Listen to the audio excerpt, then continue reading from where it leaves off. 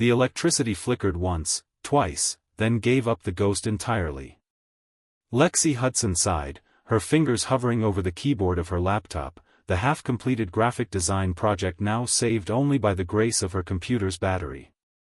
"Mom?" It happened again. 9-year-old Zoe's voice carried from her bedroom, tinged with that particular blend of frustration and resignation no child should have mastered so young. "I know, sweetie. Just stay put, I've got candles." Lexi's voice remained steady despite the churning anxiety in her stomach. Tomorrow's job interview at the marketing firm was her third this month. Each rejection had been polite, professional, and devastating. She fumbled through the kitchen drawer for matches, the familiar routine of poverty guiding her hands in the darkness. As she lit the first candle, a knock at the door startled her. "Ms. Hudson?" A uniformed courier stood in the hallway, looking oddly formal against the backdrop of her worn apartment building. "Certified letter. Needs your signature." The heavy cream envelope felt out of place in her paint-stained hands. The return address bore an unfamiliar law firm's name, and across the front, embossed letters spelled out, "The Last Will and Testament of Adrian Olson, CEO of Horizon Innovations." "Mom, who was that?" Zoe appeared at her side, her small fingers clutching a tattered stuffed rabbit. I don't know, honey. I don't recognize this name at all." Across town, in the gleaming glass headquarters of Horizon Innovations, Logan Francis adjusted his perfectly knotted tie, his expression hard as granite as he addressed the board members. "I'll do whatever it takes to protect this company," he declared, fist pressing into the polished conference table. In the adjacent office, Victoria Sinclair's perfectly manicured nails tapped against her tablet screen. "She has no right to any of this," she hissed to her assistant. "None whatsoever." Meanwhile, Lexi stood frozen in the lobby of Horizon Innovations, clutching Zoe's hand as if it were a lifeline. The soaring atrium seemed to spin around her as security guards examined her ID with suspicious eyes. "Mom," Zoe whispered, eyes wide as saucers, "I think we're rich now. Welcome back to Dear Love Diaries, my wonderful friends. I'm so grateful you've joined me today for another journey into the heart of human connection. Today's story is about unexpected inheritance of wealth, responsibility, and love. It's about how life can change in an instant, transforming our carefully laid plans into something we never could have imagined. You know, sometimes life's greatest gifts come wrapped in the most challenging packages. And sometimes, the person standing in your way becomes the one you can't live without. Today's story of Lexi and Logan shows us how the walls we build to protect ourselves are often the very barriers keeping us from the love we deserve. Where are you watching from today? Let me know in the comments. And have you ever received unexpected news that changed your life? I'd love to hear your stories. Now, let's dive in. 3 years ago, Lexi Hudson had been a rising graphic designer with a promising career ahead of her. Now, she was just trying to stay afloat. Each morning began at 5 a.m., squeezing in freelance design work before her shift at the coffee shop started at 7 a.m. Evenings were reserved for Zoe, homework, dinner, bedtime stories, before returning to her laptop until her eyes burned with exhaustion. One day at a time, she whispered to herself each morning, the mantra worn smooth like a river stone from constant repetition. The memory of her husband's departure still haunted her quiet moments. "I'm just not ready for all this responsibility," he had said, as if their daughter and marriage were items he could return to a store. His suitcase had been packed before he even started the conversation. But Lexi had no time for bitterness. Survival consumed every ounce of her energy, juggling past due notices, stretching groceries to the breaking point, and somehow maintaining the bright smile that convinced Zoe everything was fine. When Samuel Rodriguez appeared at her apartment door, Lexi's first thought was that he'd made a mistake. His tailored suit and leather briefcase seemed to belong to another world entirely. "Miss Hudson," he said, his kind eyes contrasting with his formal demeanor, "may I come in? I have some rather extraordinary news." Seated at her small kitchen table, Samuel placed a folder between them. DNA results, he explained gently. Conducted with the utmost discretion and legal authorization. Lexi's confusion must have shown on her face. A mess. Hudson, were you aware that your mother had a relationship with Adrian Olson approximately 33 years ago? She shook her head. My mother never spoke much about my father. She just said he wasn't in the picture. Samuel nodded. Adrian never knew about you. Your mother never told him she was pregnant. He discovered your existence only months before his death through a chance encounter with an old friend who mentioned your mother had had a child. I don't understand what this has to do with me now. Lexi's voice trembled slightly. Adrian Olson was the founder and CEO of Horizon Innovations, a company currently valued at just over $8 billion. Samuel's voice remained gentle despite the weight of his words. Upon discovering he had a daughter, Adrian changed his will. Ms. Hudson, he left you 51% controlling interest in Horizon Innovations. The room seemed to tilt on its axis. That's impossible. There must be some mistake. There's no mistake. Samuel slid another document forward. The board of directors is meeting in 48 hours. They're expecting you to attend. Lexi's hands shook as she tried to process the information. Billions? A father she never knew? A company she'd never heard of? Her mind raced with conflicting emotions, anger at her mother's secrecy, disbelief at this stranger's claims, fear of sudden responsibility. But then Zoe's backpack caught her eye, held together with duct tape because they couldn't afford a new one. The past-due electric bill lay on the counter. The refrigerator hummed its half-broken song. What exactly would be expected of me, she asked finally, her voice steadier than she felt. Samuel smiled, something like relief crossing his features. That, Ms. Hudson, is entirely up to you. If you've ever had your life turned upside down in an instant, or know someone who has, hit that subscribe button right now. And let me know in the comments where you're watching FR. Chapter 2. The Horizon Innovations headquarters soared into the Boston skyline, a gleaming testament to wealth and innovation that made Lexi's stomach clench with anxiety. She smoothed down her only blazer, purchased 3 years ago for job interviews and now slightly too loose on her frame, and squeezed Zoe's hand. Remember what we talked about, she whispered. Best behavior, okay? Zoe nodded solemnly, looking oddly grown up in her school uniform, the nicest outfit she owned. It's going to be okay, Mom, she said with the unwavering confidence only a 9-year-old could muster. The security guard at the entrance barely glanced at them before holding up a hand. Do you have an appointment? I'm here to see Samuel Rodriguez, Lexi began, her voice smaller than she intended. The guard looked skeptical. And your name is? Lexi Hudson. This is my daughter, Zoe. His eyebrows rose slightly as he examined her worn blazer and scuffed shoes. Mr. Rodriguez doesn't have any appointments listed for A. He checked his screen again, Lexi Hudson. Perhaps try Alexis Olson, came a warm voice from behind them. Samuel stepped forward, his presence immediately changing the dynamic. She's expected by the entire board, Thomas.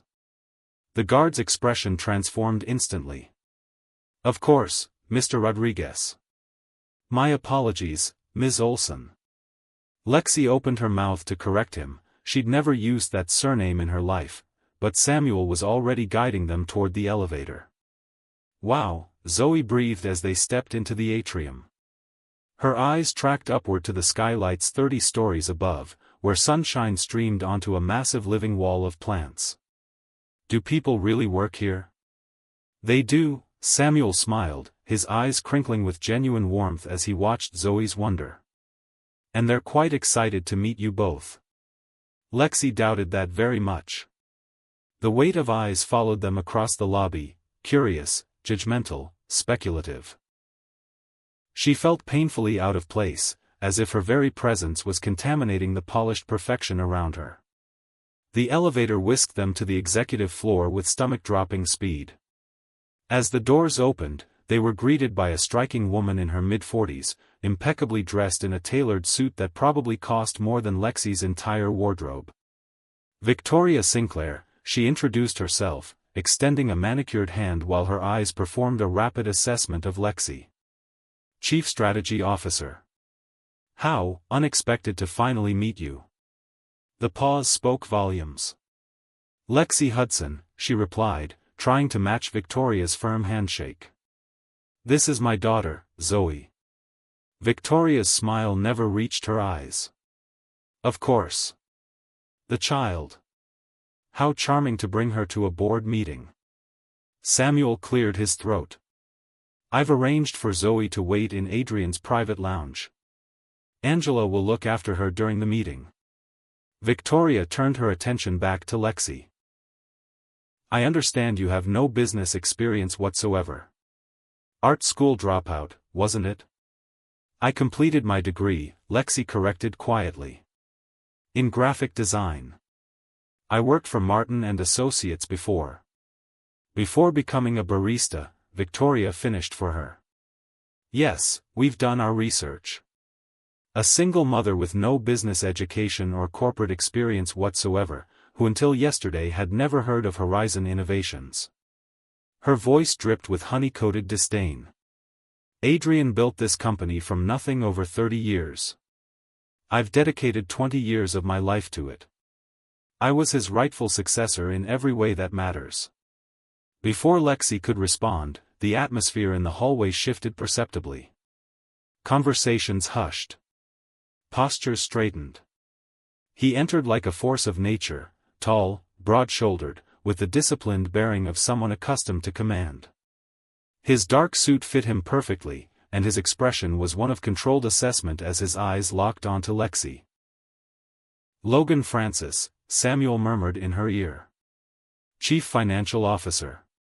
Logan stopped directly in front of Lexi, his gaze intense and unreadable. Ms. Hudson, he said, his voice deep and crisp. You're late. The meeting doesn't start for another 15 minutes, Samuel interjected. Preparation for a board meeting begins well before the actual meeting, Samuel. Logan's eyes never left Lexi's face. Especially when billions of dollars and 600 employee livelihoods are at stake. Lexi felt heat rising to her cheeks, but refused to be intimidated. Mr. Francis, I received life-changing news less than 48 hours ago. I'm doing my best to adjust. Something flickered in his expression, surprise, perhaps, that she hadn't immediately retreated. And what exactly are your intentions regarding Horizon? He asked bluntly. Quick sale for cash. Licensing the name to the highest bidder? Or perhaps just collecting dividends while others continue the actual work? Zoe stepped forward suddenly, her small hand finding Lexi's. My mom works harder than anyone. She stays up late every night doing extra jobs so I can have what I need. Logan's gaze shifted to Zoe, and for a brief moment, something softened in his expression. The board is waiting, he said finally, turning on his heel. Try to keep up. Do you think Lexi should accept this inheritance? What would you do in her shoes? Comment below with your thoughts, and if you're enjoying this story, make sure to give this video a thumbs up so others can find it too. Chapter 3. The boardroom fell silent as Lexi entered. 12 pairs of eyes tracked her movement, expressions ranging from curiosity to outright hostility. The chair at the head of the table, her father's chair, she realized with a jolt, remained conspicuously empty. Please be seated, Ms. Hudson, Victoria gestured to the empty chair with exaggerated courtesy. Or should we call you Ms. Olson now? Hudson is fine, Lexi said quietly, taking the seat with as much dignity as she could muster. The leather chair felt too large, too important. Her hands trembled slightly as she placed them on the polished table. Victoria wasted no time. As we all know, this situation is unprecedented. While we acknowledge the DNA results, we must consider what's best for Horizon. Ms. Hudson has no qualifications to lead a global technology company. Murmurs of agreement rippled around the table. With all due respect, Victoria continued, inheriting shares doesn't confer leadership ability. I move that we invoke Clause 4.7 of the Corporate Charter, which allows for temporary leadership transition during extraordinary circumstances. On what grounds? Samuel asked, his tone measured. Manifest incompetence, Victoria replied smoothly. No offense, Ms. Hudson, but you can't possibly understand our operations, our market position, our competitive landscape. The DNA results are conclusive. Logan's voice cut through the room like a blade. All heads turned toward him in surprise. Whether we like it or not, Ms. Hudson is legally Adrian's daughter and heir. Victoria looked stunned at this unexpected opposition. Logan, surely you can't believe she's qualified. My personal beliefs are irrelevant, Logan replied. The legal reality is what matters. And legally, she has the right to be here. Lexi glanced at him, confused by his apparent support. However, Logan continued, his eyes meeting hers directly, having rights and exercising them wisely are two different matters. Horizon employs thousands. Our technologies benefit millions. That legacy deserves protection. Samuel cleared his throat, withdrawing an envelope from his briefcase. Before we proceed further, Adrian left specific instructions to be read at this meeting. He opened the envelope and began to read. If you're hearing this, I've confirmed what I long suspected, I have a daughter. While our connection was brief, Lexi's mother was someone special to me. I regret never knowing of my child's existence, and I hope she'll forgive that absence. My final wish is that Lexi be given 1 year to understand Horizon, its mission, its people, its potential, before making any decisions about her inheritance. During this year, she cannot sell or transfer her shares. I believe in legacy, in second chances, and in the possibility that my daughter might find her place in the company I built, just as I once found mine. A heavy silence settled over the room. 1 year, Victoria repeated incredulously. The markets won't wait a year. Our competitors won't wait a year. It's Adrian's final instruction, Samuel said firmly. Legally binding. Victoria's mind worked visibly behind her practiced smile. Then perhaps a mentorship program is in order, she suggested. Ms. Hudson should learn our operations from the inside, spending time with each department head. Starting, I think, with finance. All eyes turned to Logan, whose jaw tightened almost imperceptibly. I volunteer Mr. Francis as your first mentor, Victoria continued smoothly. No one understands Horizon's financial structure better. Unless, of course, you feel unequal to the task, Logan. It was a challenge, thinly veiled. I'll expect you in my office at 7 tomorrow morning, Logan said to Lexi, his tone making it clear this wasn't a request. The apartment was dark when they returned. Lexi fumbled with her keys, Zoe yawning beside her. Mom, why isn't the light switch working? Lexi's heart sank. The final notice she'd received yesterday had become reality, the electricity was shut off. Just a problem with the building, she lied, her voice artificially bright. Let's use our phone flashlights for now. Zoe's small face was illuminated in the harsh glow of the phone screen. Are we still poor even though that man left you his company? The innocent question struck like a physical blow. It's complicated, sweetie. There's paperwork and meetings and... But you're the boss now, right? So we can have lights? Before Lexi could answer, her phone rang. Samuel. How are you holding up? He asked, concern evident in his voice. They turned off our electricity, she admitted, too exhausted for pride. And I still don't know what I'm doing. Adrian's penthouse is sitting empty, Samuel said after a moment. The utilities are paid automatically. It's yours now, anyway. Perhaps you and Zoe might consider staying there while we sort through everything? Lexi's first instinct was to refuse, to maintain what little control she had left. But Zoe's hopeful face in the darkness made the decision for her. Just temporarily, she agreed. The next morning arrived too quickly. Leaving Zoe with Angela, the kind-eyed assistant who had helped them settle into the penthouse, Lexi made her way to Logan's office at precisely 6:59 a.m.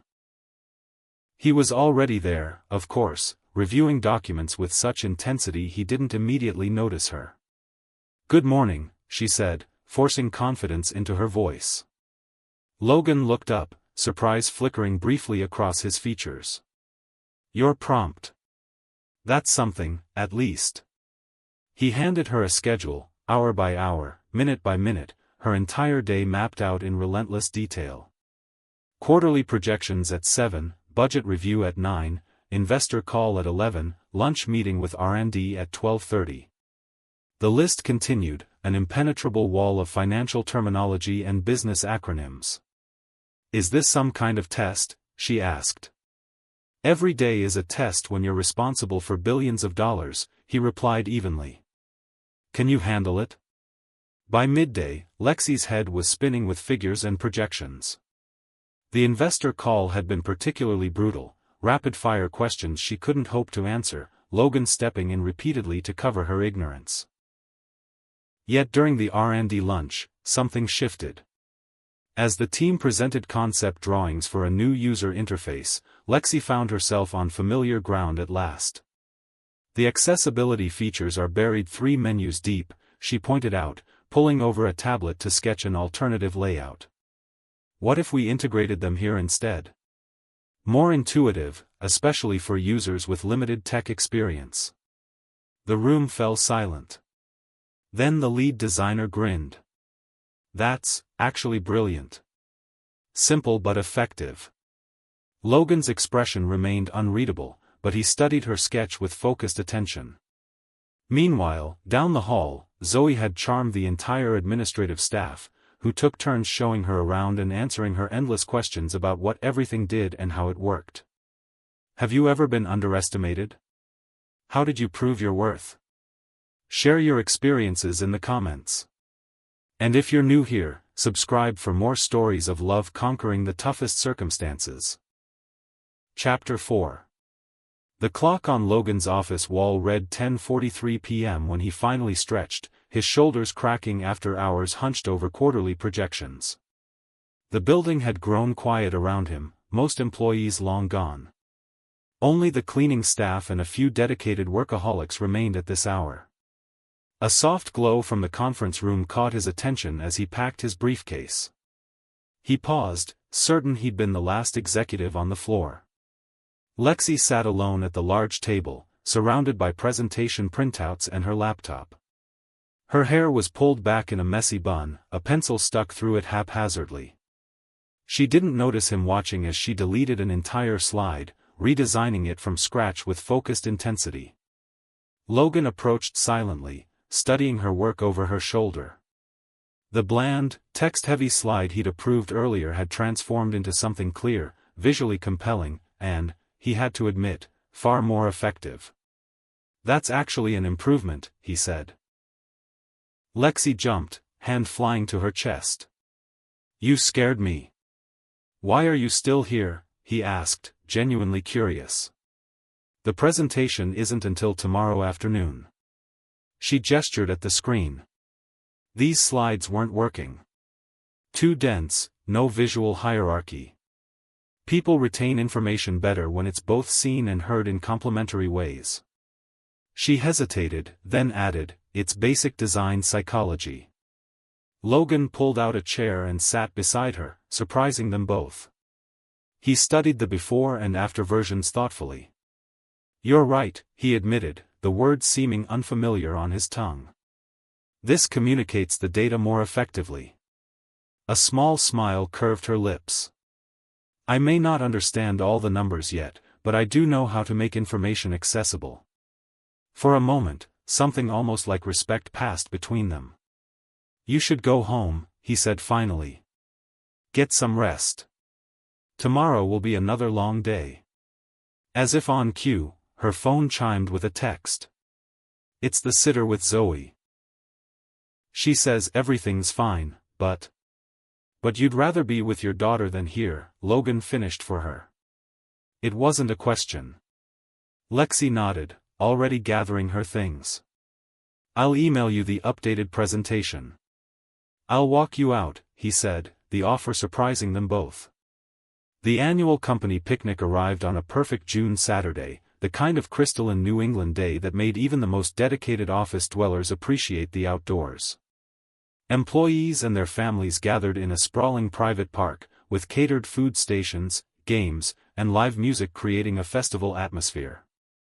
Lexi watched as Zoe joined a group of children at the three-legged race, her daughter's carefree laughter a sound she hadn't heard enough lately. The past 3 weeks had been a grueling marathon of meetings, presentations, and crash courses in corporate governance. She'd fallen into bed exhausted each night, but refused to show weakness to the board members who still watched her like hawks circling wounded prey.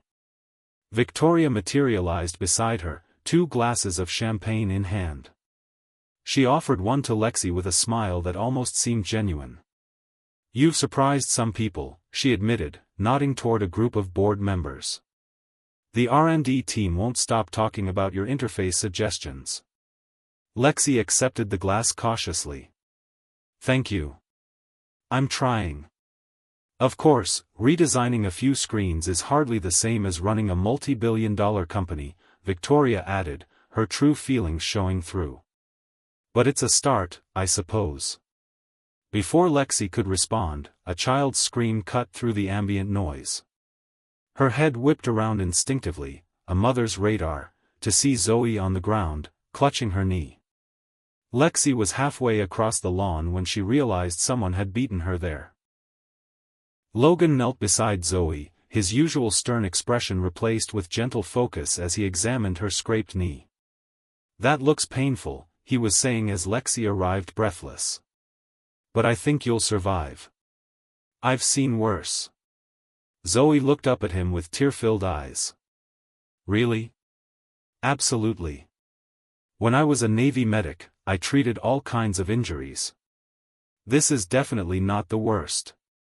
He pulled a small first aid kit from his pocket, who carried a first aid kit to a company picnic, and efficiently cleaned the wound. "You were in the Navy?" Zoe asked, distracted from her pain by this new information. "Navy SEAL," he confirmed, applying an antiseptic wipe with surprising gentleness. 8 years. "Did you fight bad guys?"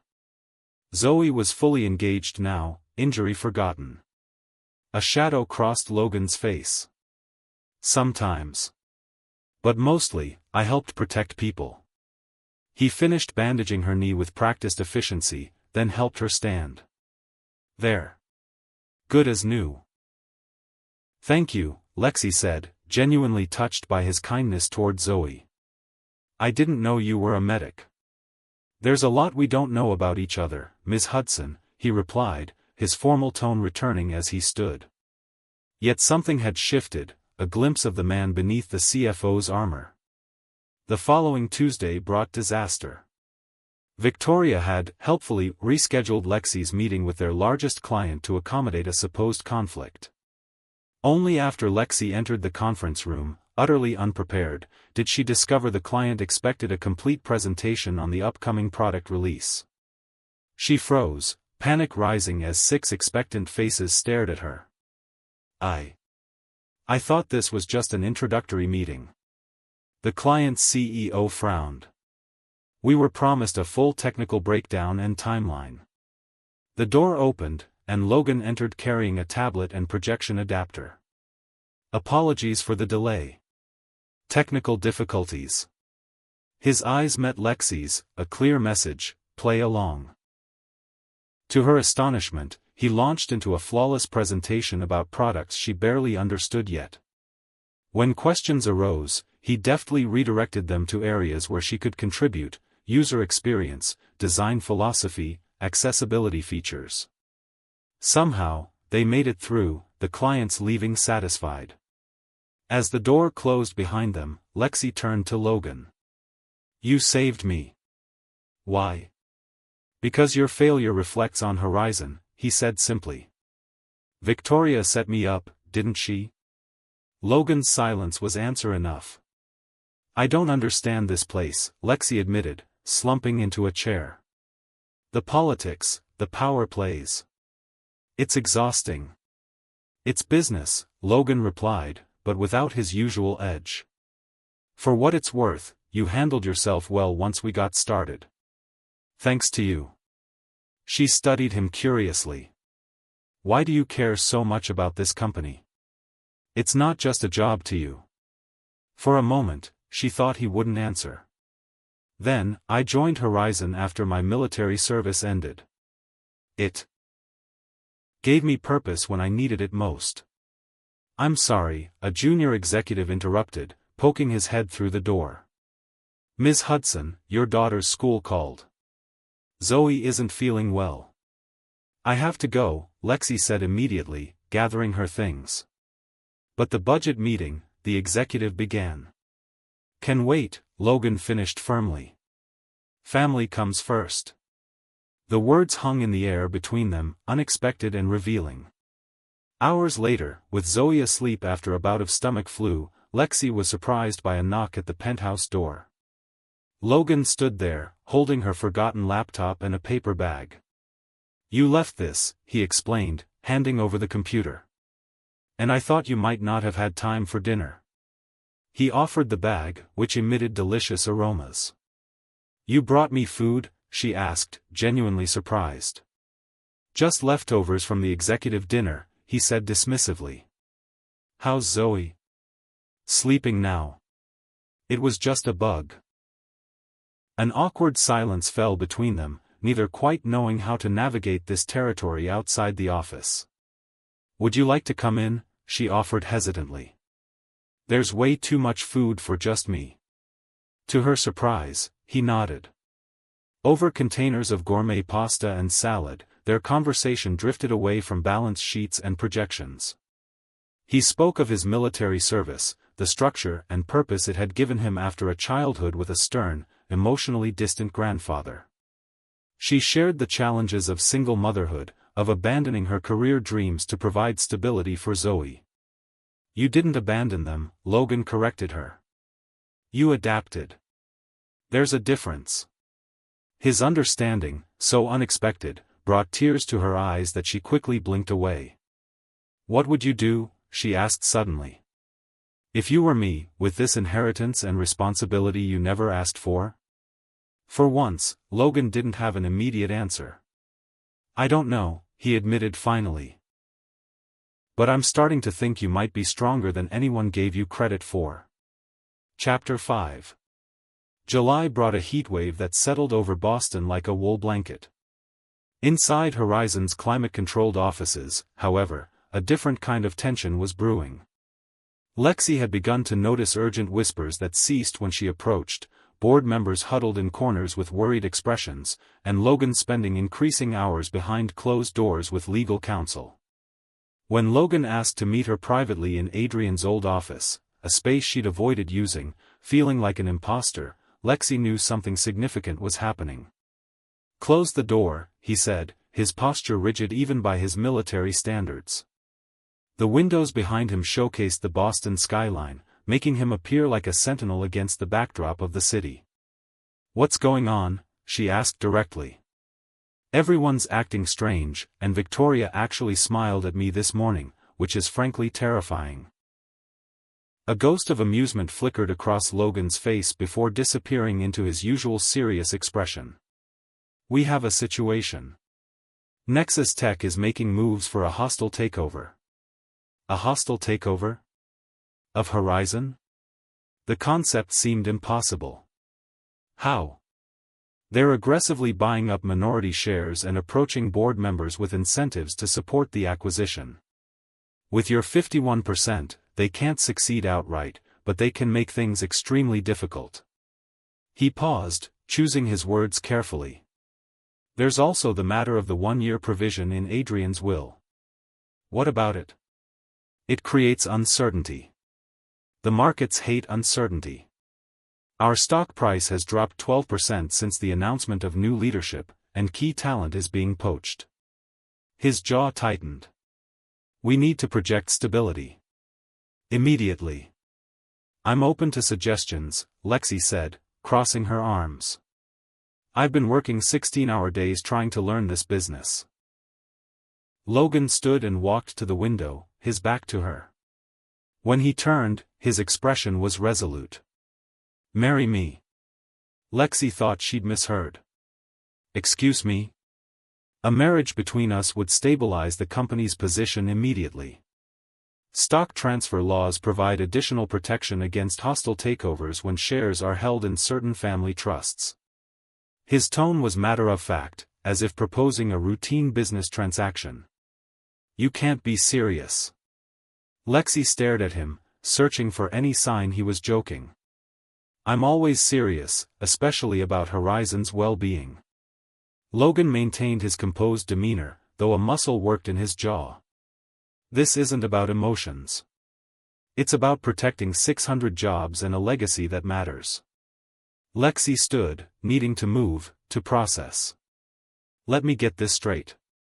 You want us to get married, actually legally married, as a business strategy? Essentially, yes. A temporary arrangement until the threat passes and your position is secure. He hesitated. I understand it's unconventional. Unconventional? Lexi let out a shocked laugh. It's insane. I barely know you. And what about Zoe? Have you considered what this would do to her? She's already lost one father figure. Something shifted in Logan's expression at the mention of Zoe. The arrangement would be discreet. Professional. We'd maintain separate residences if you prefer. This is... Lexi struggled to find words. Think about it, Logan said, his voice softening slightly. That's all I ask. Later that evening, Lexi sat in Samuel's office, still reeling from Logan's proposal. He can't be serious, she repeated, pacing the room. Samuel's expression remained thoughtful. Actually, from a purely business perspective, it's rather brilliant. The market would respond very positively to such an alliance. It's not an alliance, it's a marriage. Lexi exclaimed. Marriage should be about love, commitment. And sometimes, throughout history, about strategic partnerships, Samuel pointed out gently. I'm not saying you should do it. I'm merely acknowledging that Logan's solution, while extreme, would indeed solve several problems at once. What kind of man proposes marriage as a business strategy? She muttered. Samuel's eyes crinkled with unexpected humor. The kind who's never prioritized anything above his work. Logan has been married to this company since Adrian brought him in. 8 years of 7-day workweeks, 18-hour days. He paused. The takeover threat is real, Lexi. I've seen the numbers. Nexus would dismantle Horizon for its patents and lay off most of the staff. The weight of responsibility settled more heavily on her shoulders. 600 families depended on Horizon's stability. And what about Zoe in all this? How would I explain a sudden marriage to my daughter? That, Samuel said kindly, is something only you can decide. When Lexi returned to the penthouse, she found Zoe and her sitter playing a board game in the living room. To her surprise, the little girl's first question wasn't about dinner or her day, but about Logan. Is Mr. Logan coming over again soon? He promised to show me how to play chess. Lexi blinked in surprise. When did he promise that? When he brought soup when I was sick. He said chess helps you think ahead, and that's an important skill. Zoe moved her game piece with careful precision. He's not like Dad was. He listens when I talk. That night, after Zoe was asleep, Lexi stood on the penthouse balcony overlooking the city lights. The enormity of her situation washed over her anew. 6 months ago, she'd been struggling to keep the electricity on. Now she was considering a marriage of convenience to protect a billion-dollar company. Her phone buzzed with a text from Logan, decision? Heart pounding, she typed, I have conditions. The next morning, they met in Adrian's office again, the rising sun casting long shadows across the space. Before I give you my answer, Lexi began, I need to be clear about my terms. Logan nodded, his posture attentive but tense. First, this has to look real, not just to the board and the public, but to Zoe.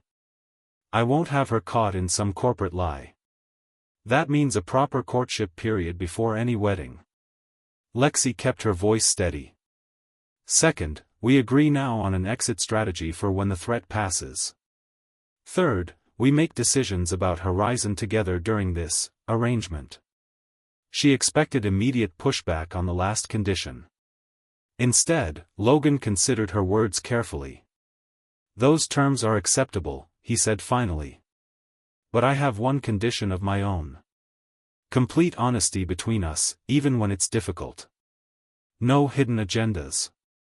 Their eyes locked, a silent acknowledgement of the strange pact they were forming. Then, Lexi said, her voice barely above a whisper, I accept your proposal. Would you ever consider a marriage of convenience? What conditions would you set? Drop your thoughts in the comments. And if you're enjoying this unexpected proposal, hit that like button to help our algorithm. Chapter 6. The annual Horizon Innovations Charity Gala transformed the Boston Museum of Fine Arts into a glittering showcase of wealth and influence. As a black-tie fundraiser for the company's educational foundation, it represented Lexi and Logan's first public appearance as an engaged couple, a fact that had dominated company gossip for weeks. Are you sure about this dress? Lexi asked, tugging at the midnight blue gown that Victoria had, helpfully, sent over that morning. The fitted bodice and flowing skirt were undeniably elegant, but far more revealing than anything she'd worn in years. It's appropriate for the occasion, Angela reassured her, adjusting a final hairpin in Lexi's updo. And you look stunning. When Lexi emerged from the bedroom, Zoe gasped dramatically. Mom! You look like a princess. Thank you, sweetie. She kissed her daughter's forehead, careful not to smudge her makeup. You be good for Angela tonight, okay? The doorbell rang, and Zoe raced to answer it, already comfortable in the penthouse that still felt foreign to Lexi. Logan stood in the doorway, the severe lines of his tuxedo emphasizing his military bearing. Whatever greeting he'd prepared died on his lips as he caught sight of Lexi. For once, his carefully controlled expression faltered, revealing something that looked remarkably like genuine awe. You look. He began, then cleared his throat. That color suits you. It was Victoria's suggestion, Lexi admitted. A flicker of surprise crossed his face. Victoria sent you the dress? With a note about appropriate attire for the new face of Horizon. Lexi attempted a light tone. I think it was only mildly passive-aggressive. You look beautiful, Mom, Zoe interjected proudly. Doesn't she, Mr. Logan? Indeed she does, he agreed, his eyes never leaving Lexi's face. The gala was already in full swing when they arrived. Their entrance caused a subtle ripple effect.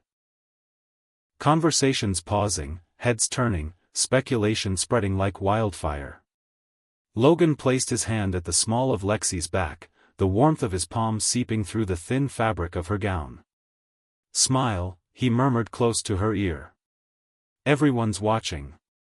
That's not helping my nerves, she whispered back through her fixed smile. You face down the entire board your first week. This is just people in fancy clothes. The unexpected encouragement steadied her. As they circulated through the crowd, Logan remained attentive, introducing her to key contacts, guiding conversations toward her growing expertise in user experience, his hand rarely leaving her back or arm. For her part, Lexi found herself watching him with new eyes. In this environment, Logan's intensity became charismatic, his discipline translated as confidence.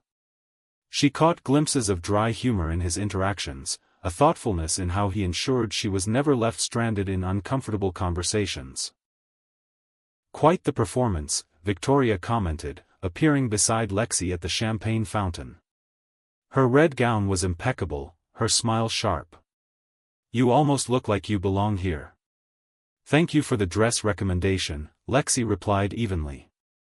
It was very thoughtful. Victoria's eyebrow arched slightly. Just doing my part for the company image. The board is watching this little arrangement very closely. She sipped her champagne delicately. They're not convinced it's genuine. What makes you say that? Experience. Victoria's perfectly manicured nail traced the rim of her glass. I've seen many corporate marriages fail spectacularly. It takes a special kind of person to succeed in our world, Lexi. Not everyone has what it takes. Across the room, Lexi noticed Victoria's assistant in deep conversation with a man she recognized from Nexus Tech's website. The exchange appeared intense, documents discreetly changing hands. Excuse me, Lexi said, moving away before Victoria could respond. She found Logan deep in conversation with potential investors. May I borrow you for a moment, she asked, her hand finding his arm with practiced familiarity. Once they were alone in a quiet alcove, she described what she'd seen. Logan's expression darkened. I've suspected an internal leak for weeks, he said. Information about our defensive strategies has been reaching Nexus too quickly. Victoria? Lexi asked. Possibly. She's ambitious and was devastated when Adrian passed you the reins. His jaw tightened. I'll have security monitor her communications. There's something else, Lexi said. Victoria made a point of telling me the board doubts our engagement is real. Logan's eyes met hers. Then we'll have to be more convincing. Before she could ask what he meant, his hand cupped her cheek, his thumb tracing her jawline with unexpected gentleness. For the benefit of onlookers passing the alcove, he leaned in slowly, giving her time to object. When she didn't, his lips brushed hers, a kiss that started as performance but lingered just a moment too long to be entirely pretense. When they parted, the practiced calm in Logan's eyes had been replaced by something warmer, more uncertain. Convincing enough? He asked, his voice rougher than usual. Lexi could only nod, her heartbeat suddenly erratic. 3 days later, Logan arrived at the penthouse unexpectedly, a folder tucked under his arm. Zoe greeted him with enthusiasm, immediately demanding to continue their chess lessons. To Lexi's surprise, Logan agreed without hesitation, setting up the board while she prepared dinner. From the kitchen, she watched them, Logan's patient explanations, Zoe's determined concentration, the genuine interaction between them. It wasn't fair, she thought, how easily he'd slipped into their lives, how natural his presence felt in her home. Knight takes pawn, Zoe declared triumphantly. Good move, Logan nodded approvingly. You're thinking ahead. Is that why you're marrying my mom? Zoe asked suddenly. Because you're thinking ahead? Lexi froze in the doorway, plate in hand. Logan met Zoe's question with unexpected honesty. That's part of it, he admitted. Adults sometimes make decisions for complicated reasons. Do you like her? Zoe pressed, with a child's directness. I respect your mother very much, Logan answered carefully. She's brave and intelligent, and she loves you more than anything in the world. But do you like her? Zoe insisted. Logan's eyes found Lexi standing in the doorway. Something vulnerable flickered across his features. Yes, he said simply. I do. The moment shattered with Lexi's phone ringing, Samuel's number flashing urgently on the screen. We have a problem, Samuel said without preamble. Victoria's team has located your ex-husband. Lexi's blood ran cold. What? They've been in contact with him. From what my sources tell me, they're offering him money to challenge your custody arrangement, create chaos before the shareholder vote next week. She sank into a chair, legs suddenly weak. He wouldn't. Money can be very persuasive, Lexi, Samuel said gently. I thought you should be prepared. When she ended the call, Logan was watching her, concern evident in his expression. Victoria found Derek, she explained, voice hollow. My ex-husband. They're bringing him back to cause problems. Logan's expression hardened. We'll handle it. You don't understand. Lexi struggled to keep her voice steady with Zoe nearby. Derek knows all my vulnerabilities. He's the one person who could. She stopped, unable to continue. Logan moved closer, his voice dropping so only she could hear. I won't let him hurt you or Zoe. The fierce protectiveness in his tone was entirely genuine. Whatever it takes, Lexi. I promise. His hand found hers, fingers intertwining in a grip that felt less like their public performance and more like an actual lifeline. For the first time since this arrangement began, Lexi allowed herself to lean, just slightly, on his strength. Chapter 7. The photographs slid across the polished conference table, each one more damning than the last. Logan with Nexus Tech CEO. Logan entering their headquarters. Logan and Victoria, heads bent together over documents marked, confidential. When were you planning to tell me? Lexi's voice was dangerously quiet in the empty boardroom. It was Sunday, the building deserted except for security, but she couldn't wait a moment longer after receiving the envelope. Logan stood at the window, his back to her, silhouette rigid against the gray Boston sky. Those photos are manipulated. I've never met with Nexus. Really? Because their timestamp matches exactly when you told me you were at meetings with investors. She pushed another photo forward. And this one was taken Thursday when you were supposedly in New York. He turned then, his expression carefully neutral. Lexi, you need to consider who gave you these. Who benefits from turning us against each other right now? Don't. Her palm slapped the table. Don't try to redirect. You've been working with Victoria all along, haven't you? Was this entire engagement a strategy to keep me controlled while you orchestrated the takeover? That's absurd. Is it? Lexi's voice cracked with emotion. You never wanted me here. From day one, you made it clear I didn't belong. This engagement, it was just another way to manage me, wasn't it? Keep your enemies closer. Logan moved toward her, but she backed away. Don't come near me. You're not thinking clearly, he said, his voice maddeningly calm. Someone is manipulating you. The only person who manipulated me was you. Tears threatened, but she refused to let them fall. I trusted you. Zoe trusted you. At the mention of Zoe, something fractured in Logan's carefully maintained facade. Lexi, please. Were you involved in bringing Derek back?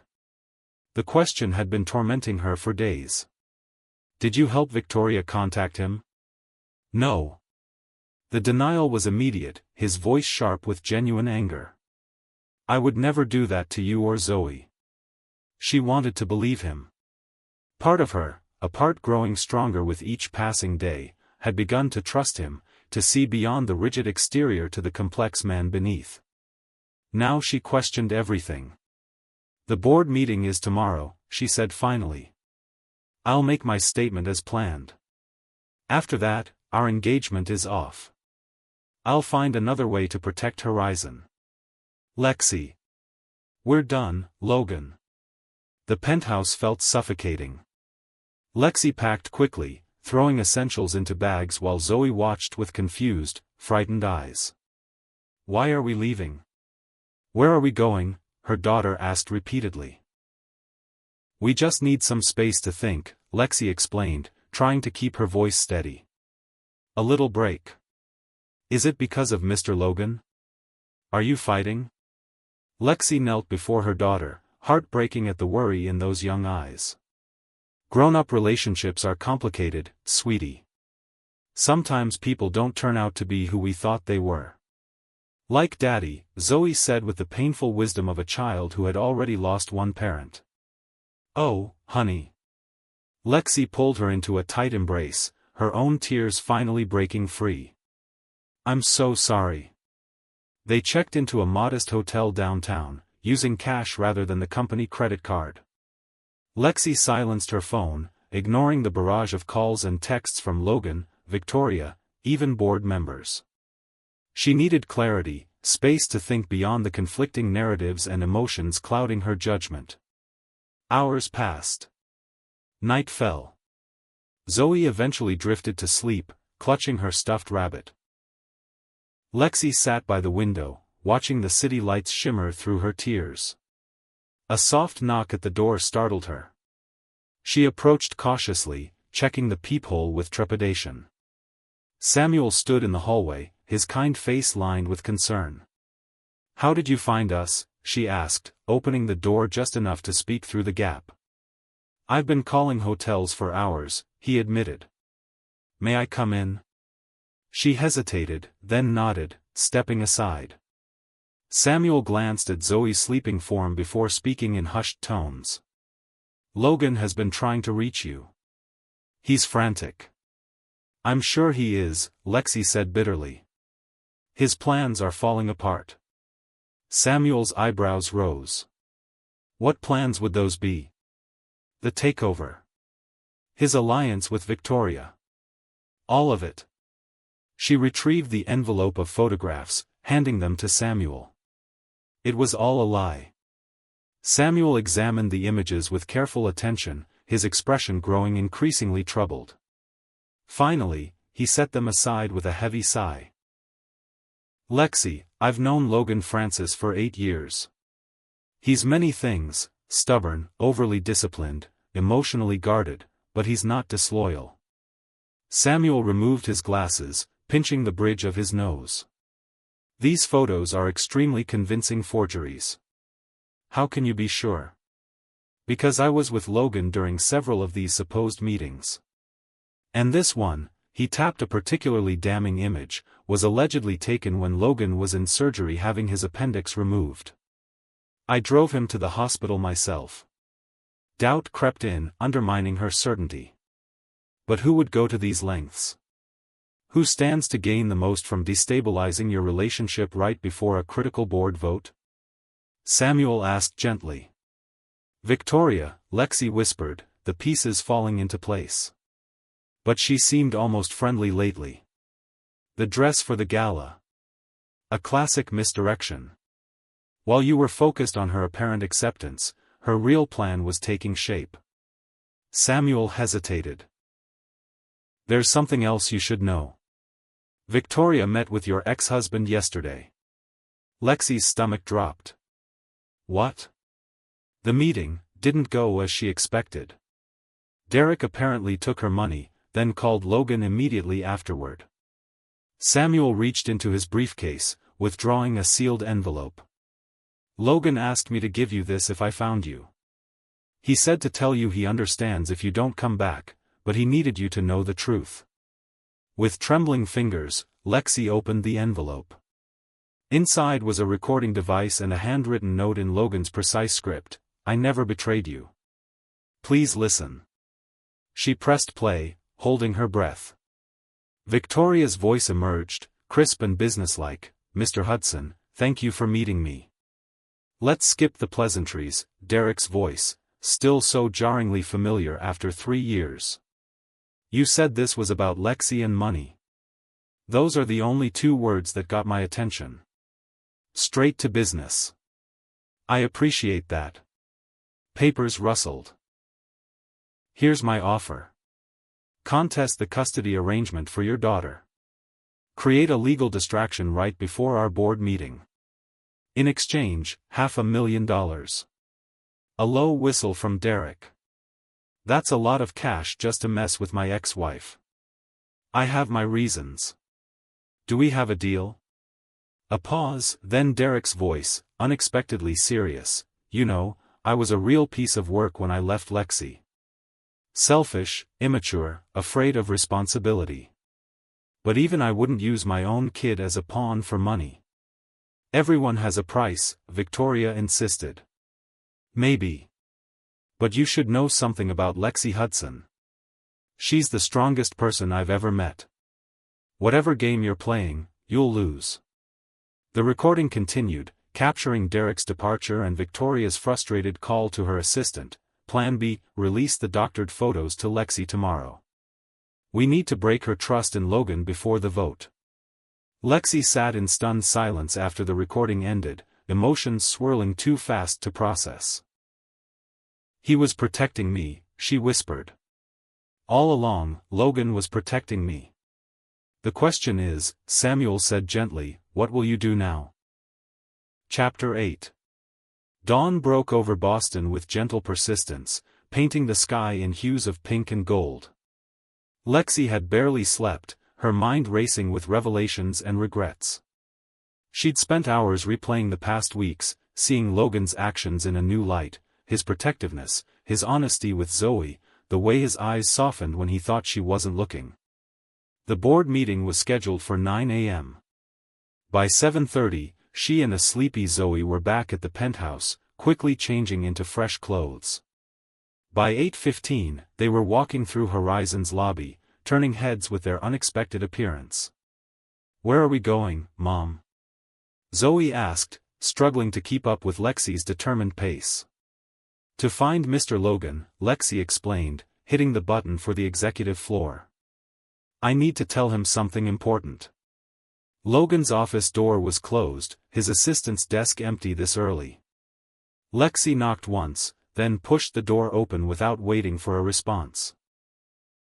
He stood by the window, his back to the door, shoulders bearing the weight of apparent defeat. At the sound of the door, he turned, and froze at the sight of her. Lexi. Her name emerged as barely more than a whisper. They stared at each other across the expanse of his office, months of tension, misunderstanding, and growing feeling suspended in the space between them. You lied to me, she said finally. His expression hardened slightly. I've never lied to you. You did.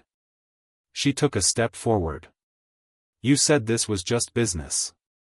Just strategy. You said your only concern was protecting Horizon. Understanding dawned in his eyes, followed by something vulnerable that made her heart race. I thought it was, he admitted quietly. When I proposed this arrangement, I believed I was acting solely in the company's interest. He moved toward her, stopping just close enough that she could see the flecks of gold in his brown eyes. I was wrong. When did it change for you? She asked, her voice barely audible. I don't know. His honesty was disarming. Maybe when I saw how fiercely you fought for Zoe. Maybe when you challenged my financial projections and were right. Maybe the first time you smiled at me, really smiled, and I realized I wanted to see it again. His hand reached for hers, hesitant. All I know is that somewhere along the way, protecting Horizon became protecting you. And then protecting you became everything. Lexi's fingers intertwined with his. I was afraid to trust this. To trust you. I know. His thumb traced gentle circles on her palm. We've both been running from something. Me from vulnerability, you from abandonment. Mom? Zoe's voice broke the moment. Are you and Mr. Logan okay now? Logan knelt to Zoe's level, his expression serious. That depends on your mom. I made mistakes. Big ones. I should have been more honest about my feelings. And what are those feelings? Lexi asked softly. Logan stood, his eyes never leaving hers. I love you. Both of you. Not for Horizon, not for strategy. Just because somehow, you made me want things I'd given up on long ago. Lexi felt tears threatening again, but different tears now. I love you too, she whispered. And it terrifies me. His kiss was gentle, a promise rather than a demand. When they parted, Zoe was grinning up at them. Does this mean we get to stay? She asked hopefully. We'll figure it out together, Logan promised, his arm around Lexi's waist. A knock at the door interrupted them. Victoria stood in the doorway, impeccably dressed as always but with something different in her expression, uncertainty, perhaps even regret. I didn't expect to see you here, she said to Lexi. Especially not after those photos. Those manipulated photos, you mean, Lexi replied, her voice steady.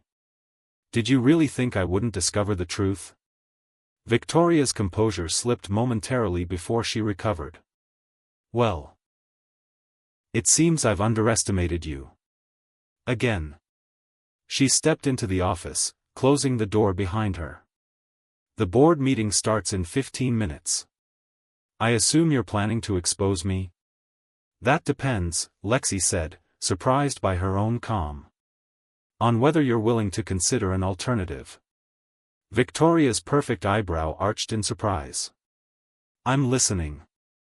I've spent 2 months learning every aspect of this company, Lexi began. And I've realized something important. Adrian built Horizon to bring people together through technology. But we've lost that mission somewhere along the way.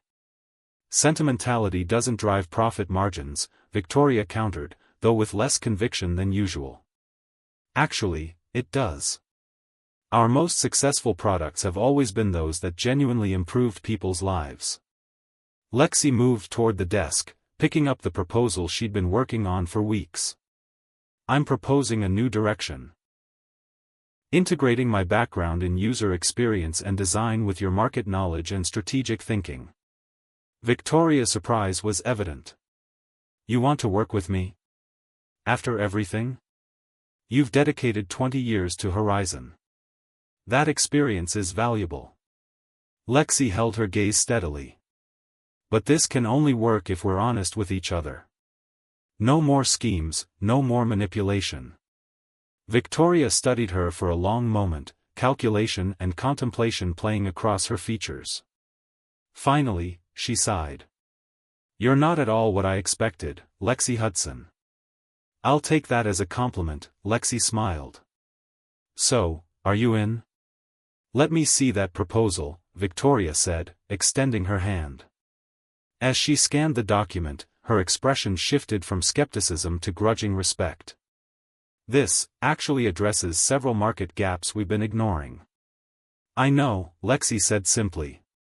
The boardroom fell silent as Lexi concluded her presentation. The new direction she proposed. Refocusing Horizon on accessible, intuitive technology that genuinely improved lives, had been met with initial skepticism that gradually transformed into thoughtful consideration. This represents a significant pivot, one board member noted. Ambitious, certainly, but the projected numbers are compelling. I believe in this vision, Lexi said, her confidence no longer feigned. It honors Adrian's original mission while moving us forward in a changing market. And what does our CFO think? Victoria asked, turning all eyes to Logan. He stood, straightening his tie, a gesture Lexi now recognized as his preparation for saying something important. I fully support this direction, he said firmly. Not as Ms. Hudson's fiancé, but as Horizon's CFO who has thoroughly vetted these projections. This isn't just idealism, it's sound business strategy. The vote was unanimous. As the boardroom emptied, Lexi felt a weight lifting from her shoulders. For the first time since inheriting Horizon, she felt not like an imposter but like a leader with a clear purpose. Outside the boardroom, she found Logan waiting with Zoe, who had spent the meeting drawing elaborate pictures with Samuel. How did it go? He asked, his concern evident. They approved everything, she said, still somewhat disbelieving. Victoria even supported it in the end. I'm not surprised. His smile was warm with pride. You were extraordinary. Zoe tugged at Logan's sleeve. Can we get ice cream to celebrate? In a minute, sweetheart, he said gently. I need to ask your mom something important first. To Lexi's surprise, he knelt before her, taking her hand in his. Our first engagement was for all the wrong reasons, he said, his voice rough with emotion. Strategy, business, protection. I'm asking again now, for the right ones. He produced a small velvet box from his pocket. Lexi Hudson, I love you. Your strength, your creativity, your heart. I love Zoe and the family we could build together. Will you marry me? For real this time? The ring was simple, elegant, nothing flashy or ostentatious. Just like the man offering it, it was genuine and true. Yes, she whispered, tears spilling freely now. Yes. As he slipped the ring onto her finger, Zoe threw her arms around both of them. Does this mean Mr. Logan is going to be my dad now? Logan looked to Lexi, who nodded with tearful happiness.